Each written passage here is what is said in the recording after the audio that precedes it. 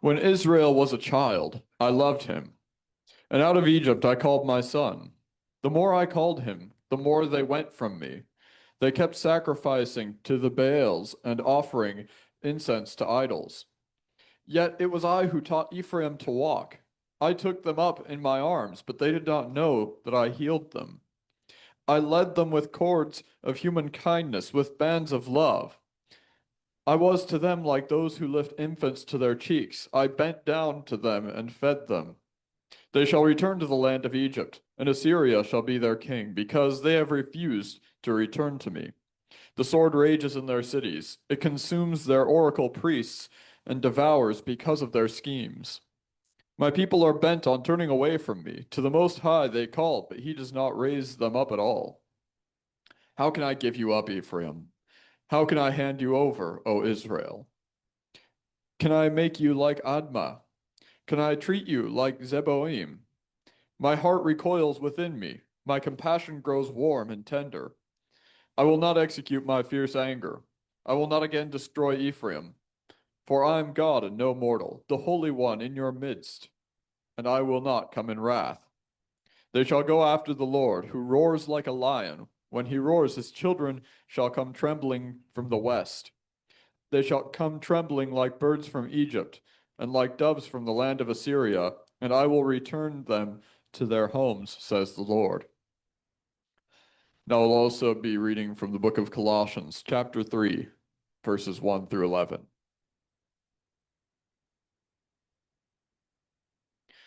It is once again Colossians chapter 3, verses 1 through 11. So if you have been raised with Christ, seek the things that are above, where Christ is, seated at the right hand of God. Set your mind on things that are above, not on things that are on earth, for you have died, and your life is hidden with Christ in God. When Christ, who is your life, is revealed, then you also will be revealed with him in glory. Put to death, therefore, whatever in you is earthly, sexual immorality, impurity, passion, evil desire, and greed, which is idolatry. On account of these, the wrath of God is coming on those who are disobedient. These are the ways you also once followed when you were living that life.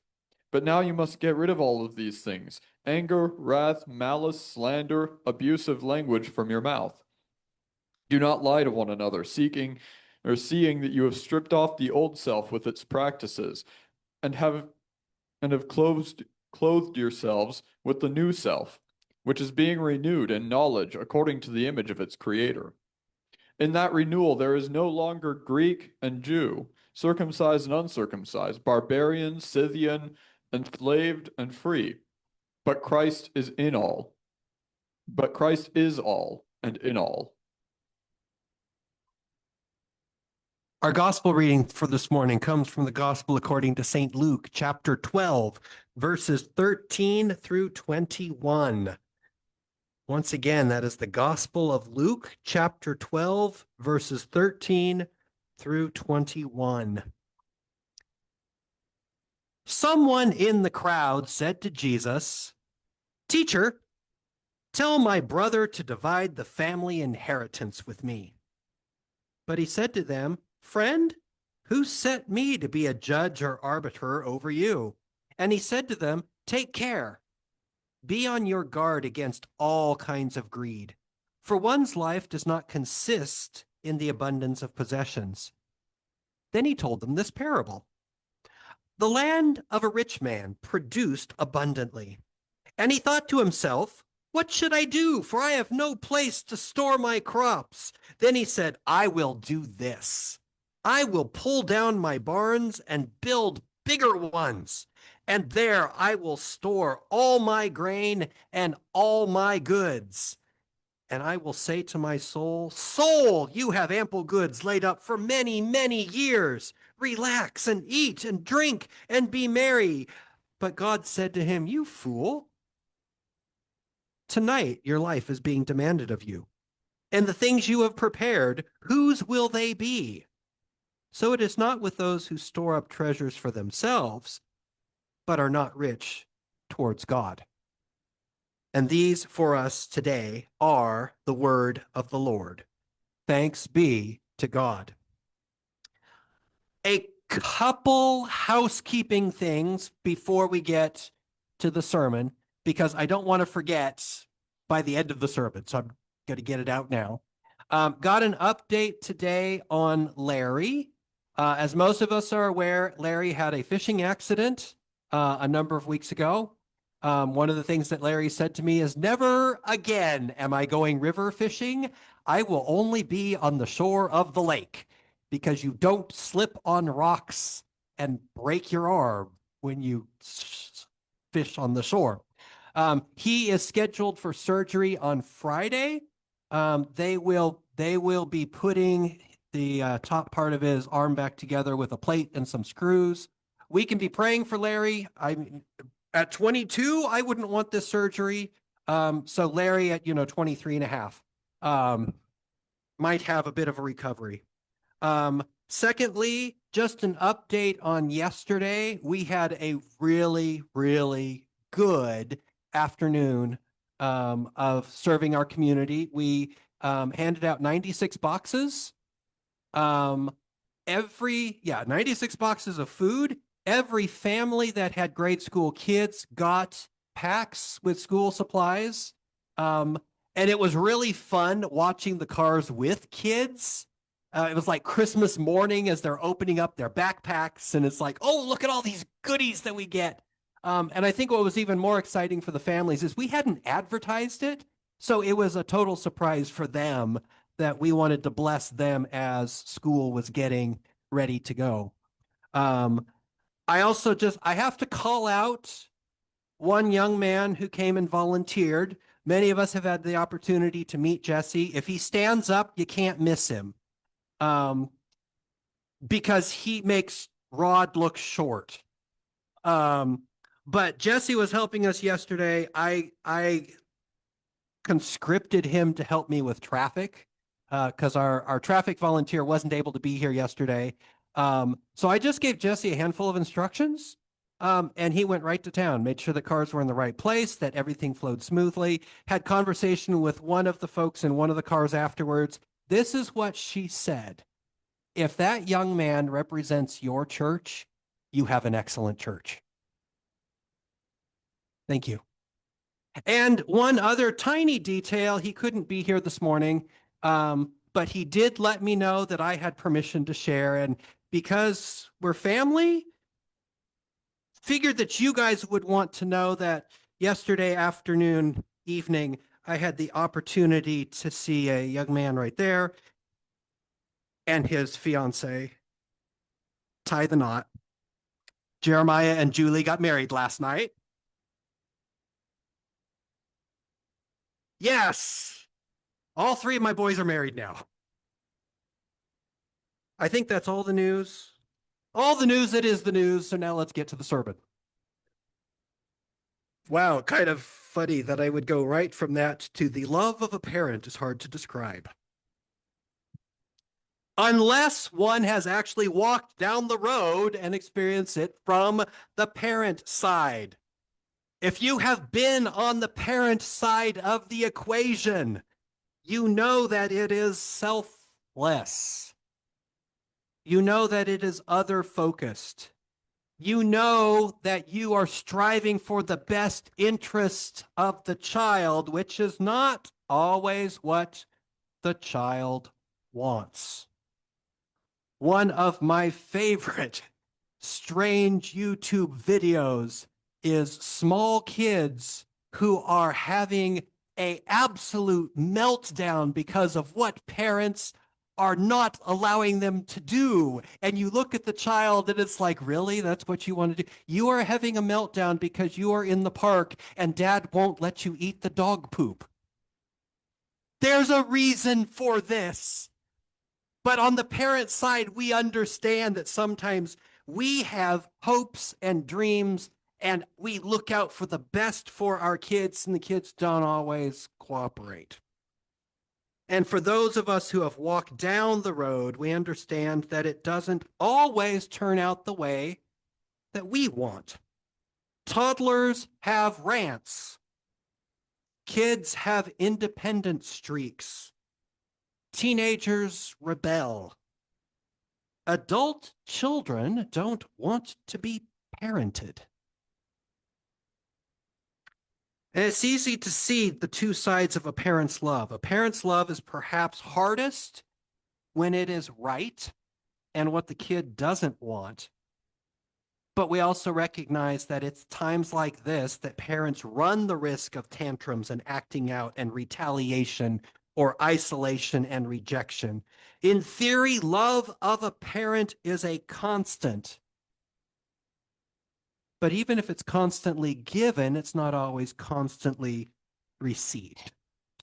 Last week, we looked at the prophet Hosea, and mostly about his role as a prophet, but we glanced over the fact that he had a message for the nation of Israel.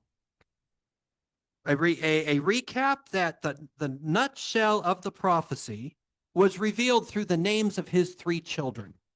His first child was called Jezreel, which translates the scattered one.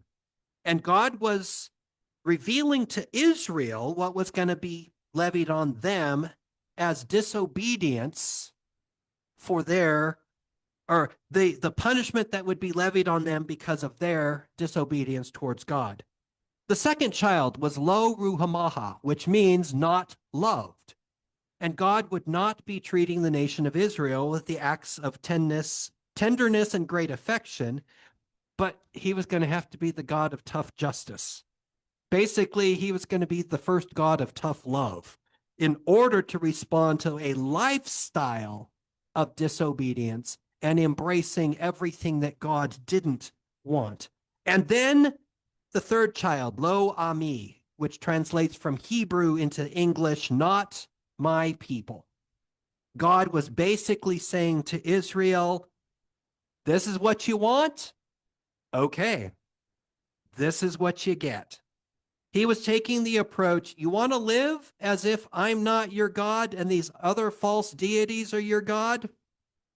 Fine. Go live with them. If you are dead set on them being father, go home to your daddy.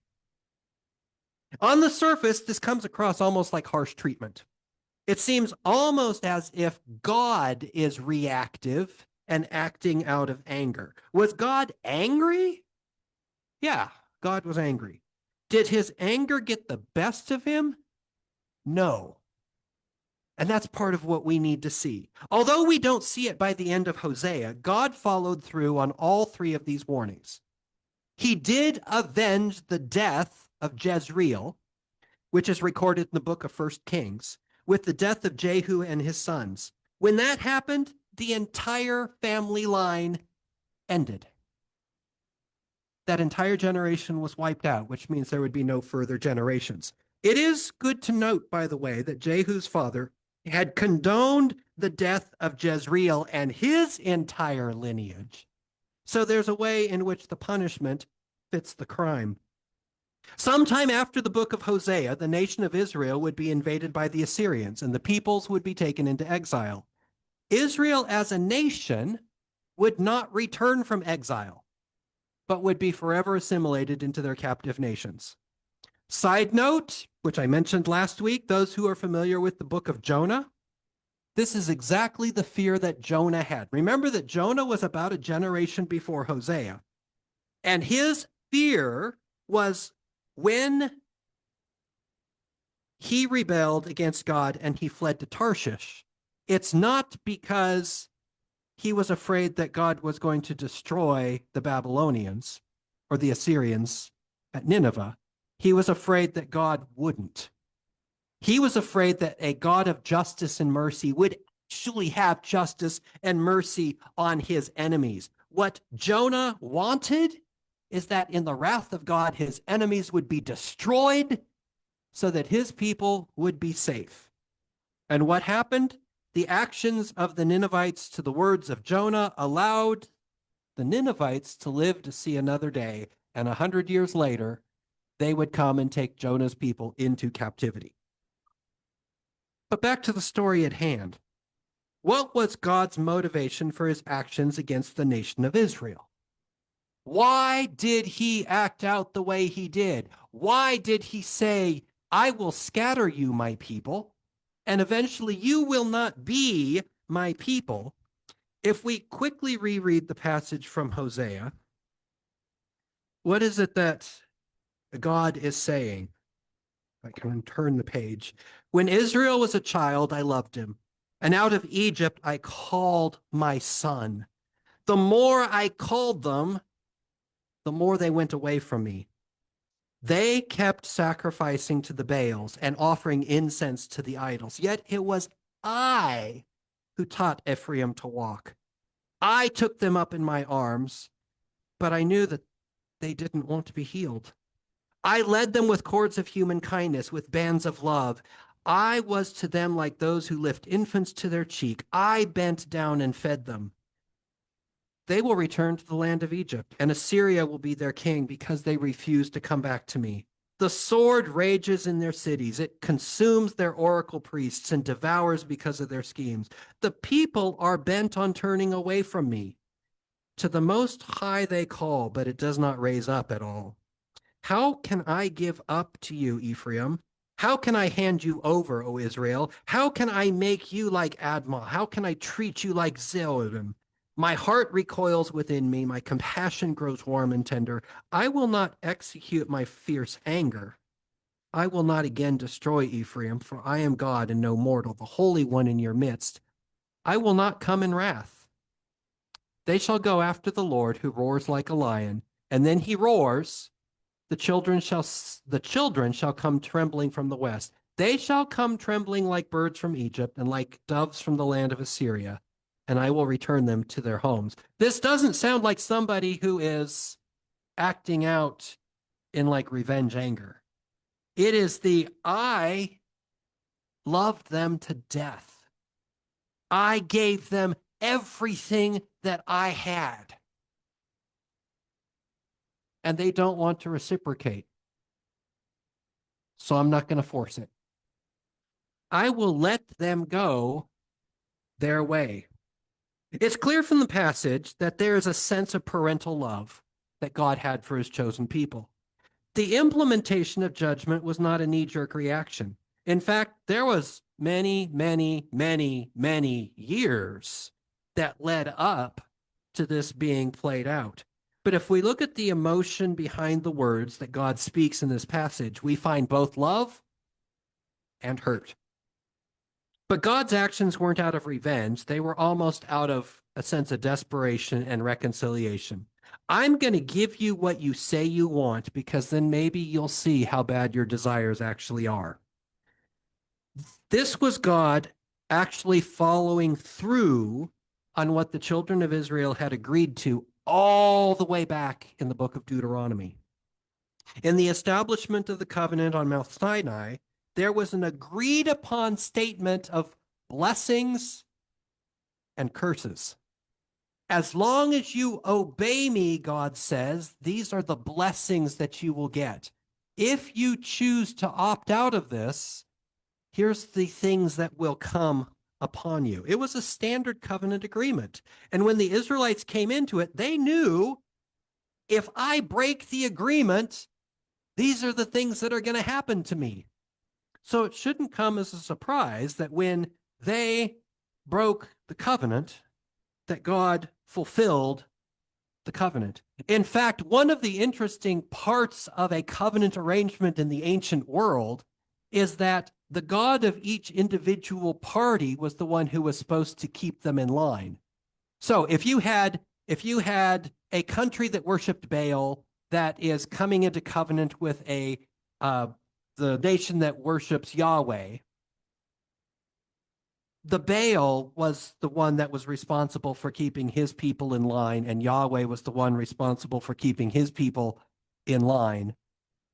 It wasn't the other way around. You didn't have the foreign God that was going to keep you in line. It was your own God who was going to keep you in line. So when Yahweh makes covenant with his people, he's also their God. So it's his job to execute judgment, so to speak. That's the way that it worked when they entered the agreement.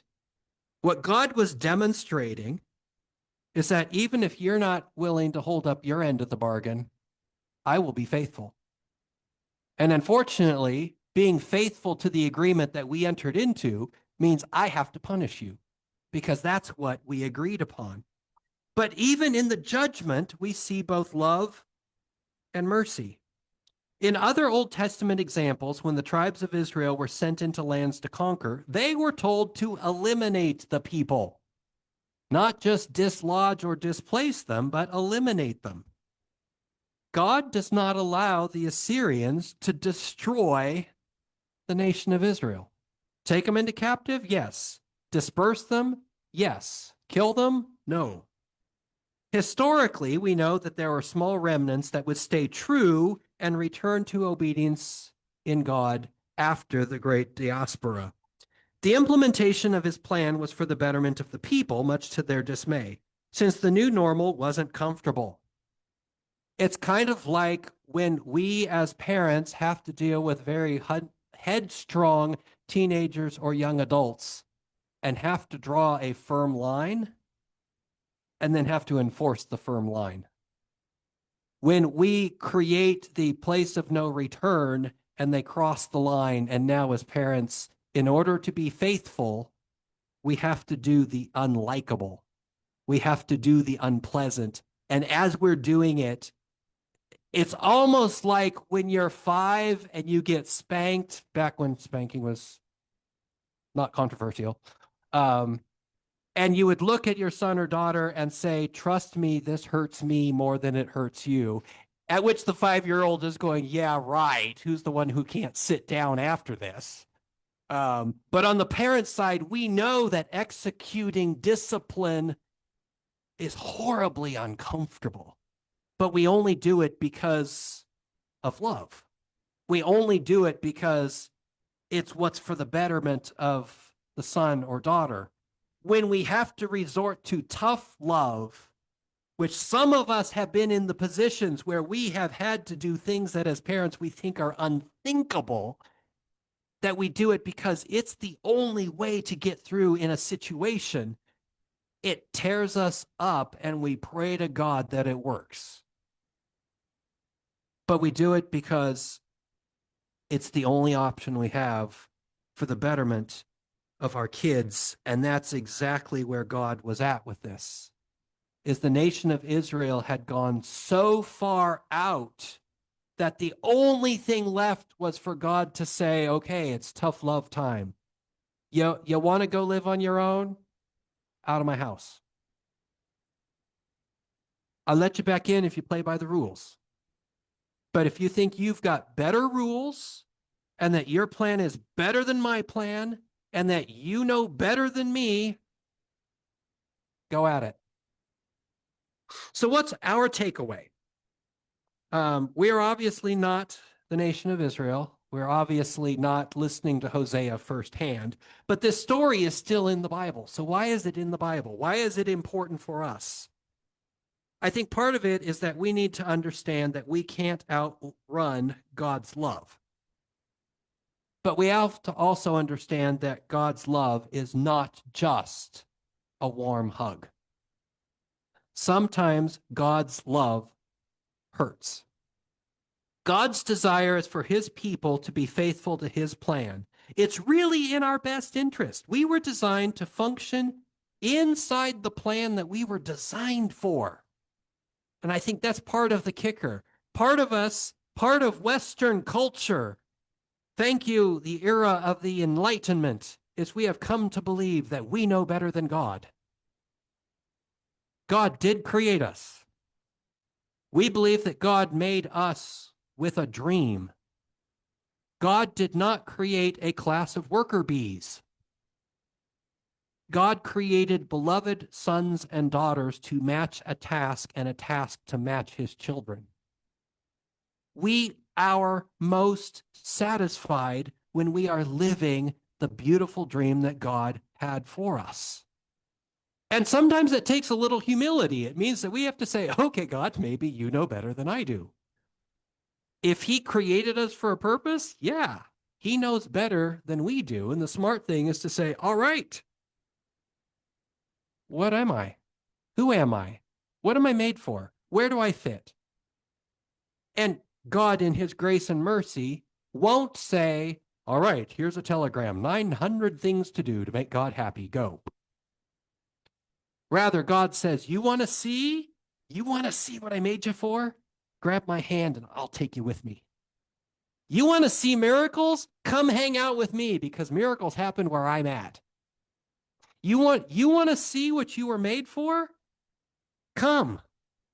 Come along with me and I will show you, because God's saying this to us. I don't want to miss out on your life either. I want to hang out with you, and I have created everything you need for everything that I have dreamed for you. So what happens if we're stubborn enough to resist? God may relent and then give us what we ask for. And that's when we're really in trouble. Because when we say, God, I have a better plan. I am going to step outside and I am going to be the king of my own castle. I, in my great post-enlightenment wisdom, am going to choose my density. Name the movie. It's a movie quote. I think most of you have seen it because we know that it's supposed to be, I will choose my own destiny. But in the movie, he goofs it up and he says, I am pursuing my own density.